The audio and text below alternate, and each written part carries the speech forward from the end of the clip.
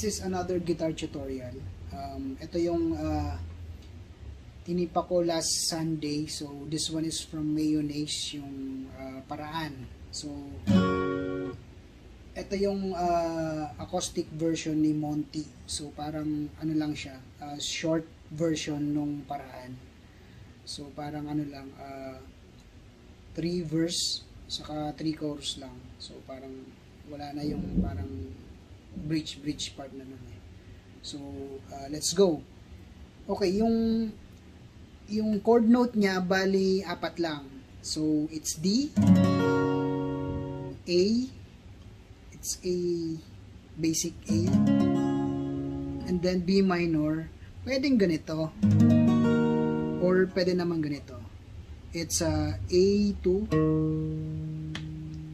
G2, and then this one is B3.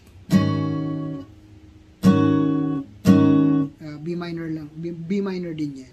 So parang it's a broken chord lang. Pero yung D is nakamute siya.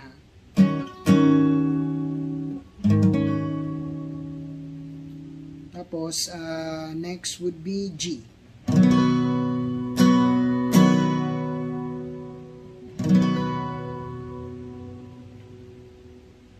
Yun lang, yun lang yung 4 na chords na yun, and then paulit-ulit lang. Tapos yung parang pre-chorus nila is B minor,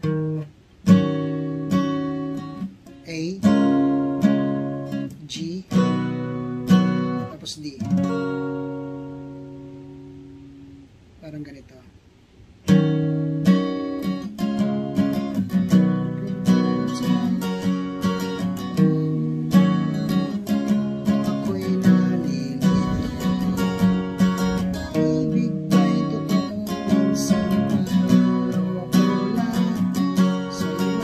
Then, yung last nun is A. Sa'yo lang, sa'yo lang. Pwede mo naman lagyan ng suspended.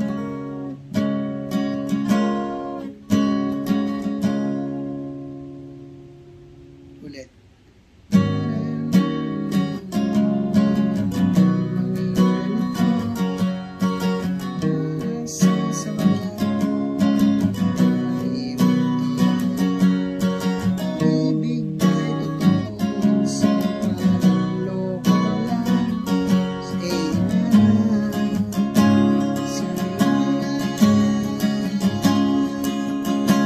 Then chorus is same lang dun sa verse.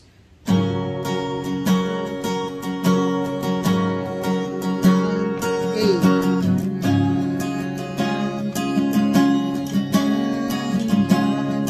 Tapos B minor. Gagawa ko lagi.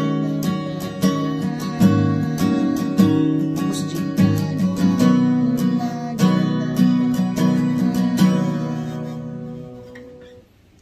And then yun lang, that's it. So yung 4 na chords lang yun, naglalaro dun sa verse, pre-chorus, saka chorus. So yung verse, ganun rin dun sa chorus pattern.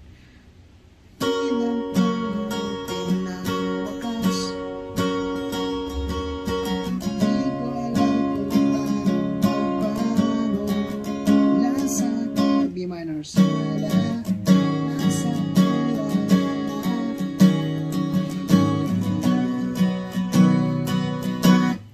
Isa pang ano doon, parang umaakyat ako ng isang chord. Ganito. Parang ganyan.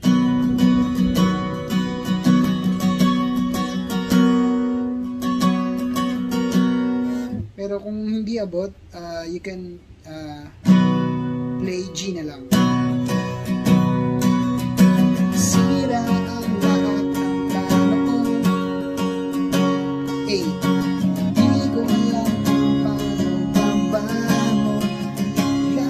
B minor mula sa kalsada, mula sa tulay na. Tapos G.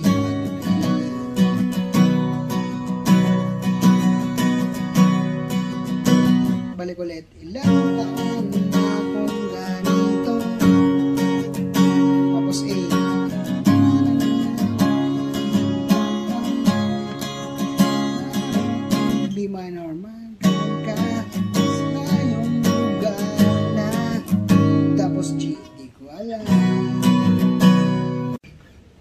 yun lang na chords na yun. So, that's it. So, that's my guitar tutorial for Paraan. It's a short version lang siya. And then, thank you very much for watching my tutorial.